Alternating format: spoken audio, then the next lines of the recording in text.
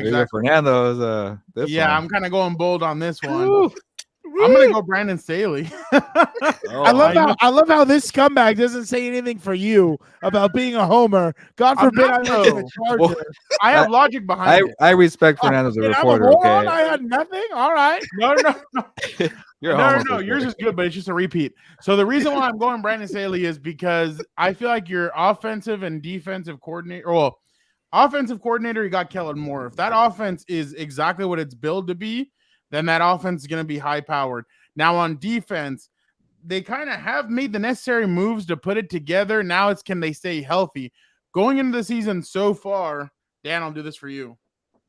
Knock on wood, they are healthy going into this year. So it's can you stay healthy? Can you avoid mistakes? And early on, I mean, they have a favorable schedule. If they can start the season off, I don't know, before they get into their hard stretch, 5-2, 6-1, even I don't even know. Not 4-3. You have to be 5-2 or something like that. But if they can get off to a hot start, the way they usually do, because Gilbert, we know they usually start off 4-2. They kind of start off on a good place the first 2 years of Staley, but they've been 9-8, 10-7. I expect it to be maybe even more this year. I think Brandon Staley went from a hero in 2021, the new age, the new coach, the new this, to hated last year. And even last year, I couldn't believe the stupidity that was coming out of some of these pundits' mouths. They were like, "Oh, Brandon Staley's a guy that goes for it on every single fourth down." He barely even went for it last year. You could tell his mentality changed a little bit. I think because the pressure kind of got to him a little bit.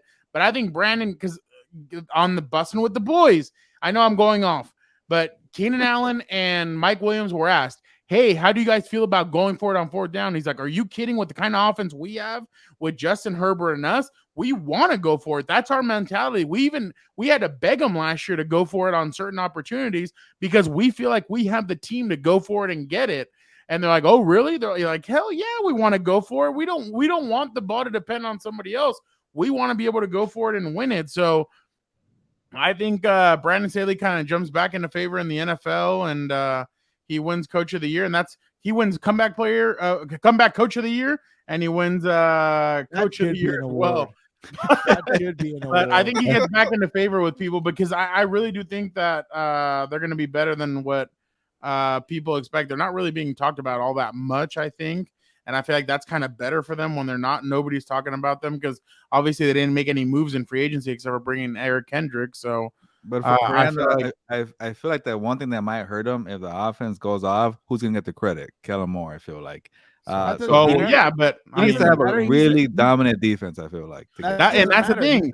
And it looks like they do have the playmakers. I mean, honestly, it kind of feels like Thule and I really think that this defense is going to depend on Thule and Rumph a lot. Like, can you spell Joey Bosa and Khalil Mack? Can you guys be impact players? Last year we saw it, Gilbert. Like, these guys did not have an impact. There was no pass rushing impact besides Khalil Mack, and it's like, okay, now can you guys be impact?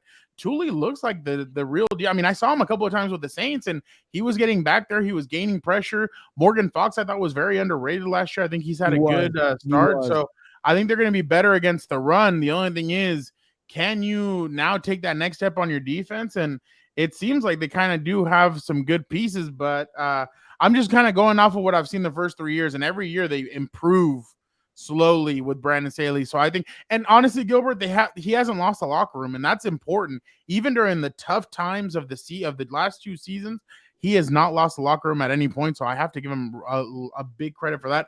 But I agree with you. Now thinking about it, I agree with you too. I think Kellen Moore will get the credit if it's just the offense. So if it's the defense as well, then he's going to get the full-on credit. But the offense and the defense need to be clicking. Because special teams, we already saw last year, Gilbert, they were the best special teams in the NFL. So if you can have a top 5 offense, top 5 special teams, and you can have a top 15 defense, I think you're honestly going to be on a good pace. I have one question for you. My only concern with him is will he go back to being aggressive like he was? Because I think you missed that last season. Now, do you think he'll actually do it? it sounds like they are like sounds like the players are really pushing him to go back to that. I guess I'm gonna have to now. I was actually gonna wait till next week to ask him about all that, but I mean, I guess I'll ask him on What it could have been also, I he want might to have just see. lost faith in Lombardi last season at some point. That is true as well. But I mean, in certain situations, play, like how many times? Like there was a couple of times where they like that one play call against the Raiders in Las Vegas when it was 4th and 2 or 4th and 1. Yeah, and backed up in your own end zone. Yeah. And you decided to run it up the middle with Austin Eckler. I was like, whoa. You have Keenan Allen, you have Mike, you have Palmer. Like, why wouldn't you just? More importantly, you have the son of Odin. The son.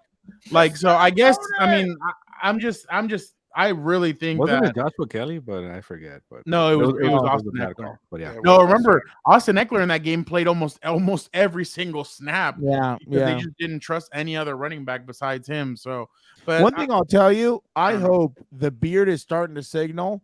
You know, 1 year he was loved, 1 year he was hated. Let's start the villain arc, baby. The villain origin story is starting now. And you know what's funny? And this is a little insight that I saw today. Brandon, after practice, was shooting the crap with Keenan, with Mike, and with some other guys. He challenged them to a crossbar challenge. Ooh. So the guys were throwing the football. They were trying to nail the crossbar. And one of those, I just hear somebody yelp out like they got injured. And I turn around, Mike Williams on the ground. I'm like, whoa. And he was like laughing because he was pissed because he had missed the crossbar, I guess, by that much. But Brandon was having fun with those guys. And I'm telling you, like, when you see that kind of stuff, you're like, okay, you can tell they still enjoy They're building that chemistry. Yeah, exactly. And I think that's going to go a huge way for these guys. I mean, especially moving forward in this season. So I know it's a little bit of a bold prediction, but if you kind of see the kind of way they've gone, it seems like this year they should be able to take that next step forward, especially with Kellen Moore there. And that's another reason why I think Russell Wilson's going to get benched too. Joe Lombardi's there as the offensive coordinator. So, but his offense kind of fits what old coach or quarterback who maybe has no more arm or athleticism. Okay, move on. So. Okay, but let's go now to offensive player of the year. Wait, actually, no. I have to ask you. So what? So you think what do you think about that? About your take? Yeah. I think it's a little out there. Okay, I thought so too. I think the Kellen Moore thing is gonna unfortunately take some shine off him because. But you understand where I'm coming from. Yeah, no, like I think they're gonna be a good team, and we'll get into it more next week. But I think the Chargers are gonna be in a good position. And so the one thing that you got to do to get this award is to win games. If you can do that, then you're gonna be in the conversation. Yeah, I agree. Never mind. I was gonna say, can you imagine if hey, they need to win the division. They're like, if you win the division over the Chiefs and you knock the Chiefs streak off, that's what they need to do for him to get Coach of the Year. That's why I put like when I did the schedule for the Chargers, I'm like that last game of the season in a perfect world, that last game of the season's on Sunday Night Football.